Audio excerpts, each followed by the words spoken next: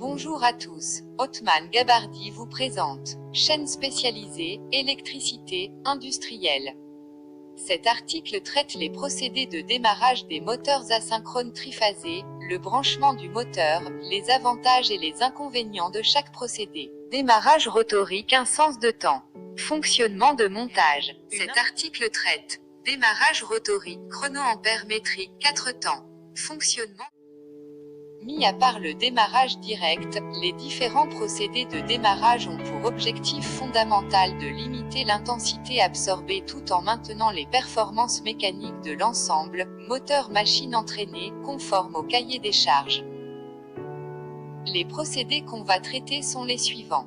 Démarrage direct, démarrage étoile-triangle, démarrage par résistance statorique, démarrage par résistance rotorique. Démarrage avec démarreur électronique. Un démarrage direct. Pour réaliser un départ moteur de façon correcte, il faut assurer les fonctions suivantes. Isoler, c'est le rôle du sectionneur. Protéger la puissance contre les courts-circuits, pour cela on utilise des cartouches fusibles de type AM. Commander l'arrivée de l'énergie au moteur, c'est le rôle du contacteur. Protéger le moteur contre les surcharges, fonction assurée par le relais thermique. Schéma. La surintensité au moment du démarrage peut être de 4 et 8 fois l'intensité nominale, ID égale 4 à 8 in. Au moment du démarrage, le couple moteur est en moyenne de 1,5 à 2 fois le couple nominal. Avantage. Simplicité de l'appareillage. Couple important. Temps de démarrage court. Inconvénients. Appel du courant important. Démarrage brutal. Démarrage direct avec 200 de rotation. Pour changer le sens de rotation d'un moteur asynchrone triphasé, il faut inverser 2 des 3 phases du circuit d'alimentation. La surintensité au moment du démarrage peut être de 4 et 8 fois l'intensité nominale, ID égale 4 à 8 in. Au moment du démarrage, le couple moteur est en moyenne de 1,5 à 2 fois le couple nominal. 2 démarrages étoile-triangle. Le principe du démarrage étoile-triangle consiste à sous-alimenter le moteur durant presque toute la durée du démarrage en le couplant en étoile. Il faut donc utiliser un moteur normalement couplé en triangle et dont toutes les extrémités d'enroulement sont sorties sur la plaque à borne. Exemple, sur un réseau 234 centièmes V, il faut donc utiliser un moteur 400 660e V. Utilisation du démarrage étoile-triangle, machine démarrant à vide, démarrage rotorique, un sens de temps. Fonctionnement de montage. Une impulsion sur le bouton poussoir S2 excite la bobine KM1, ce qui provoque son auto-alimentation. Alimentation. Le stator du moteur qui démarre avec la résistance triphasée R1 dans le circuit du rotor, premier temps.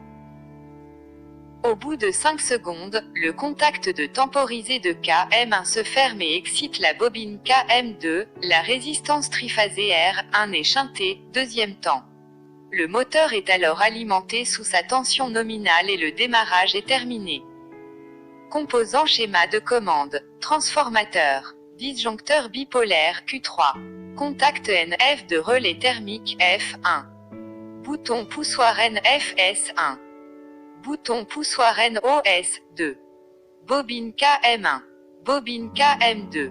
Contact NO de KM1, 13 à 14.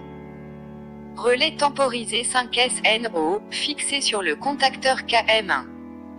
H1, fonction de la bobine KM1. H2, signifie l'absence ou la présence de courant. H3, signifie le fonction de relais thermique. Composant schéma de puissance. -3 linge de phase. Fusible sectionneur Q2. Disjoncteur tripolaire Q1. Contacteur KM2, démarrage sans résistance. Relais thermique F1. Résistance triphasée R2.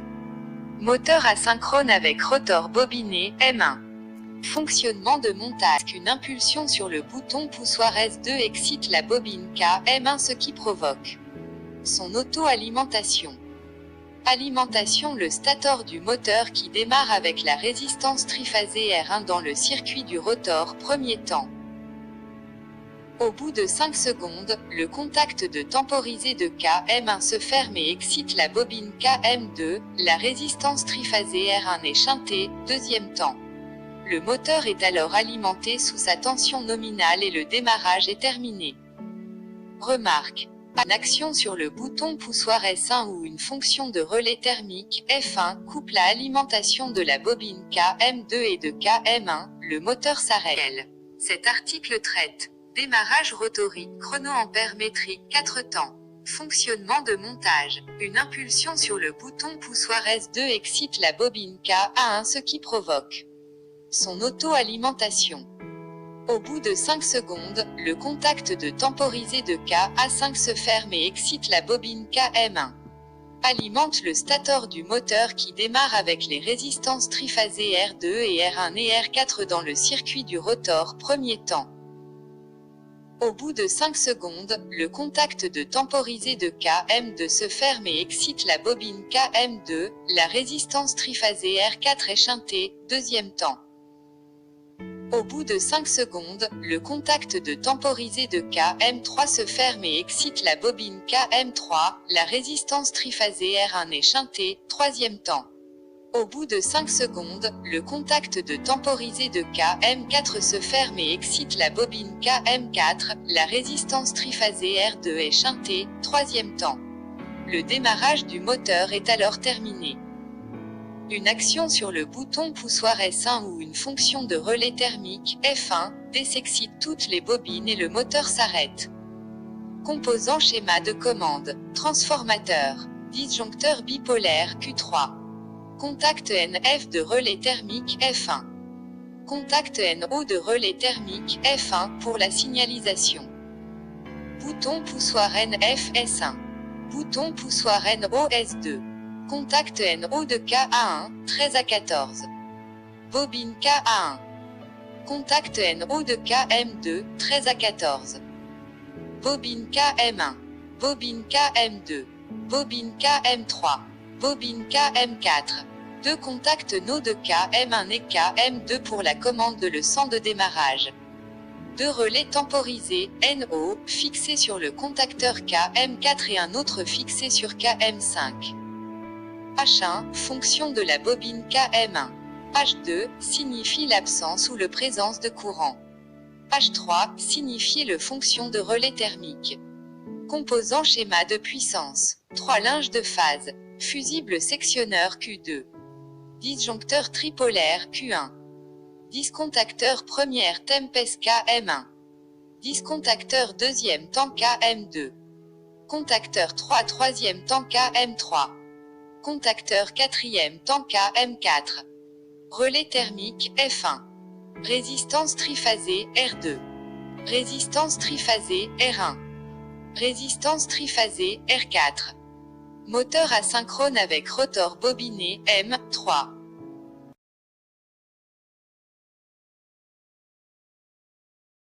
Vous présente chaîne spécialisée, électricité, industrielle. Cet article traite freinage par injection de courant continu.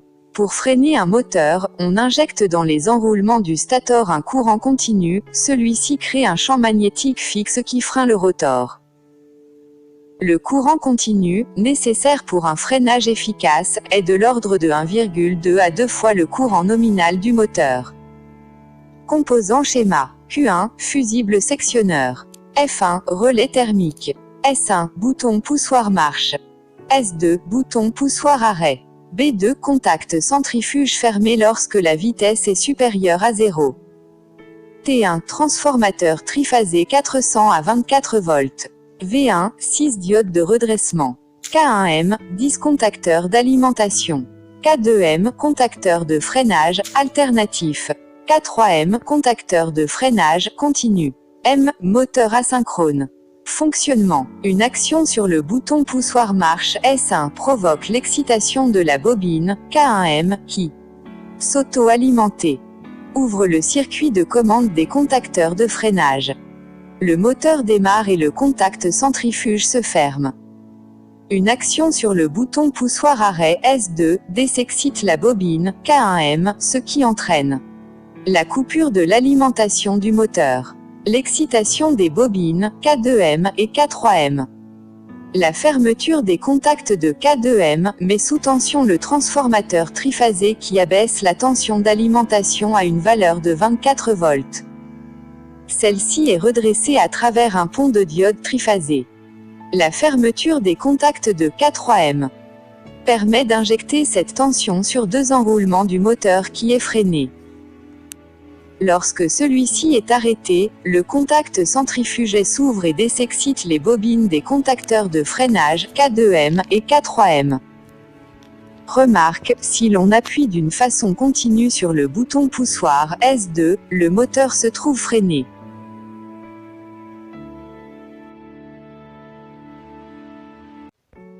Bonjour à tous, Othman Gabardi vous présente, chaîne spécialisée, électricité, industrielle. Cet article traite, câblage d'Allender, branchement du moteur, couplage d'Allender aux deux vitesses. Le schéma de câblage d'Allender s'applique pour un moteur ayant des enroulements spécifiques du même nom. Ce type de câblage permet d'avoir deux vitesses, 50%, 100%, utilisées pour les hôtes de cuisine, les extracteurs, les centrales de traitement d'air.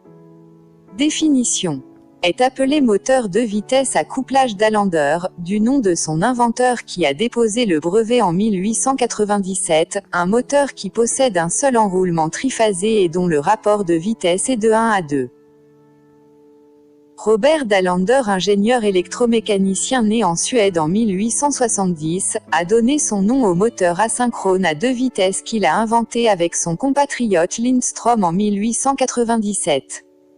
Contrôle. Les vitesses les plus courantes sont le moteur d'Allender standard à 6 fils et monotension, c'est-à-dire tri 230 volts ou tri 400 volts. En petite vitesse, le couplage des bobinages, enroulement, en série permet de diviser la vitesse par deux paires de pôles. Alimentation en U1, V1, W1 uniquement. En grande vitesse, en couplant les bobinages en parallèle, ils constitueront un seul et même enroulement, une paire de pôles. Alimentation en U2, V2, W2 et point triangle, barrette, en U1, V1, W1. Schéma de puissance. Attention à l'ordre des phases en petite et grande vitesse, afin d'éviter une inversion du sens de rotation au moment du passage de la petite vitesse à la grande vitesse. Schéma commande. Test couplage d'Allender et autres. Dans certaines anciennes machines, le d'Allender est bitension mais possède 12 fils de sortie. Contrôler un moteur de vitesse à couplage d'Allender. Par rapport à un moteur standard, les bornes U1, U2, V1, V2, W1, W2 doivent être toutes en continuité. C'est par ailleurs avec cette caractéristique que l'on peut le distinguer du moteur de vitesse à deux enroulements triphasés. Branchement du moteur. Couplage d'Allender aux deux vitesses. Schéma de principe des enroulements. Du moteur de vitesse d'Allender. Branchement vitesse INFERIEURE. L1, L2, L3 arrivée ligne 3 phase à U1, V1 W1, U2, V2 W2 libre. Attention, les schémas de cette page sont purement théoriques car il n'existe pas de repères standards et ceux-ci changent au gré des câblages de machines, des marques de commutateurs et du fabricant du moteur. Pour tout V1. La constitution des enroulements d'un moteur de vitesse à couplage d'Allender étant différente d'un moteur simple vitesse, la mesure doit être faite uniquement sur l'entrée de l'une ou l'autre vitesse, donc entre U1, V1, et W1 ou entre U2, V2, et W2. La valeur de mesure doit être égale entre les trois bornes de chaque entrée, soit U1, V1 égale U1, W1 égale V1, W1 et U2, V2 égale U2, W2 égale V2, W2. Si une différence notable de mesure est détectée, cela signifie une partie ou entièrement en court-circuit d'un enroulement et donc moteur HS. Si la sortie des 6 fils est avec cables au lieu de plaques à bornes, la mesure est exactement la même sur chaque groupe de fils correspondant à chaque vitesse. Moteur de vitesse d'Allender à 9 fils de sortie. Le schéma est le même que le Dalander 6 fils, sauf que les 3 fils du couplage étoile sont sortis pour permettre un démarrage étoile-triangle. Branchement et couplage moteur 2 vitesses, 2 tensions, 12 sorties de fil. Attention, il ne faut pas confondre avec le moteur simple vitesse bitension à démarrage série, parallèle dont le sujet est traité à l'article « Moteurs spéciaux ». Le couplage des 2 vitesses pour ce type de moteur n'est plus un couplage Dalander, c'est un couplage par inversion de pôle. Couplage en 400 volts vitesse inférieure. Couplage 400 volts vitesse supérieure. Les repères ne sont donnés qu'à titre indicatif car ils diffèrent suivant le fabricant du moteur et la marque du commutateur. De nos jours, ces moteurs ne sont en service que sur certaines anciennes machines bitension. Attention, les schémas de cette page sont purement théoriques car il n'existe pas de repères standards et ceux-ci changent au gré des câblages de machines, des marques de commutateurs et du fabricant du moteur.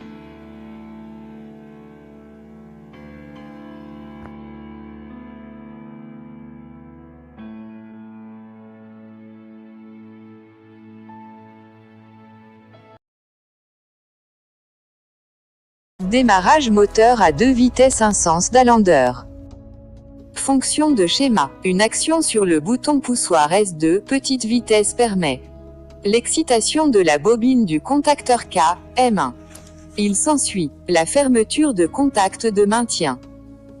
L'ouverture du contact de verrouillage K, M1 en série avec K, M2 et K, M3.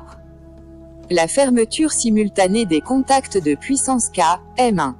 Cependant le moteur démarre avec la petite vitesse. L'allumage du voyant de petite vitesse H2 au moment où le voyant H1 d'arrêt s'éteint. Pour obtenir la grande vitesse, il suffit d'appuyer sur le bouton S3 grande vitesse.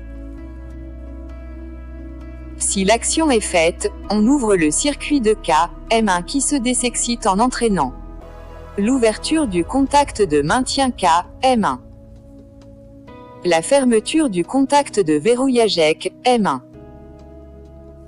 L'ouverture des contacts de puissance K, M1. L'alimentation du moteur est coupée. L'excitation des bobines K, M2 et K, M3 qui ferment leurs contacts principaux et amènent le moteur à tourner avec la grande vitesse. L'allumage du voyant de grande vitesse H3 et l'éteinte du voyant H2. L'arrêt du moteur est provoqué soit par action sur le bouton S1, arrêt, soit par ouverture de l'un des contacts des relais thermiques F1 et F2.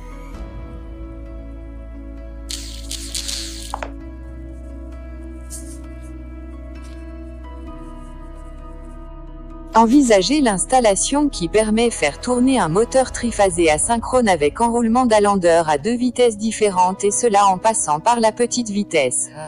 Pour obtenir la grande vitesse. Description. Car la vitesse d'un moteur triphasé asynchrone dépend du nombre de paires de et car on peut exécuter les enroulements en 2 moitiés, il est possible de faire fonctionner le moteur à 2 vitesses différentes. Par exemple, 3000 tours par minute et 1500 tours par minute. 1500 tours par minute et 750 tours par minute. 1000 tours par minute et 500 tours par minute. Les branchements des bobines pourraient s'effectuer comme indiqué. Le cas échéant, il correspond 4 pôles à la petite vitesse, donc 2 paires de pôles correspondant à environ 1500 tours par minute. La mise en parallèle des moitiés des enroulements nous permet d'obtenir 2 pôles, ce qui correspond à la grande vitesse. 2 pôles ou L paires de pôles impliquent environ 3000 tours par minute. Considération. Ce genre de montage nous permet d'obtenir un couple plus ou moins constant pour les différentes vitesses. Il en résulte que si la grande vitesse est le double de la petite vitesse, alors la puissance à grande vitesse est le double de celle à petite vitesse. À savoir que, pour réduire le courant de démarrage, on essayera de démarrer toujours en petite vitesse. Démarrage étoile triangle de sens de marche. Fonctionnement.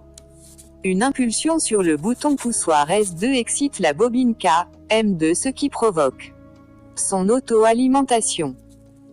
Excitation des bobines K, M5 et K, M1. Le démarrage du moteur en couplage étoile. 5 secondes après, le contact de relais temporisé de K, M5 changement état ce qui entraîne la désexcitation de la bobine K, M1. L. Excitation des bobines K, M3. Le couplage du moteur passe de étoile en triangle, le démarrage est terminé. Une action sur le bouton poussoir S1 ou une fonction de relais thermique, F1, désexcite tous les bobines et le moteur s'arrête. Une action sur le bouton poussoir S3 excite la bobine K, M4 ce qui provoque le même cycle décrit précédemment avec une inversion du sens de rotation du moteur. En effet, il y a inversion de 2 phases dans le circuit de puissance. Remarque. Il faut verrouiller électriquement et mécaniquement les contacteurs K, M1 et K, M3. Ainsi que K, M2 et K, M4 pour éviter les courts-circuits. Composants schéma de commande. Fusible sectionneur Q, 2 et Q, 3. Transformateur. Contact précoupure Q1. Bouton poussoir N. F, S1. Bouton poussoir N. O, S2 premier sens de rotation. Contact N. O, 2K.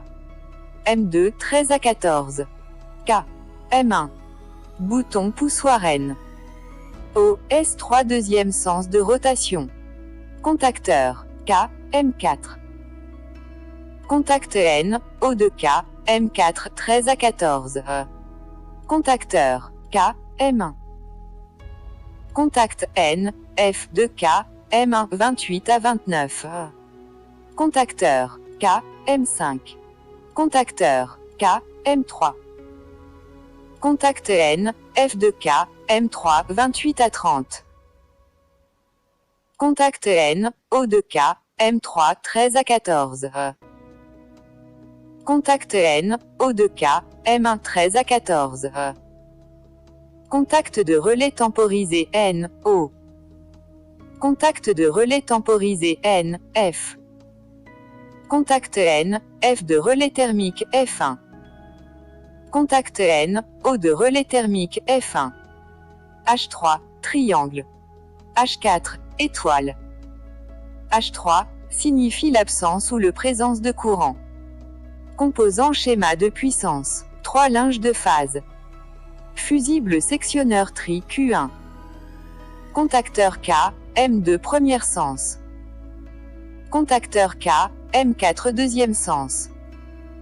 Contacteur K, M1, démarrage étoile. Contacteur K, M3, démarrage triangle. Relais thermique F1. Le moteur asynchrone triphasé M3.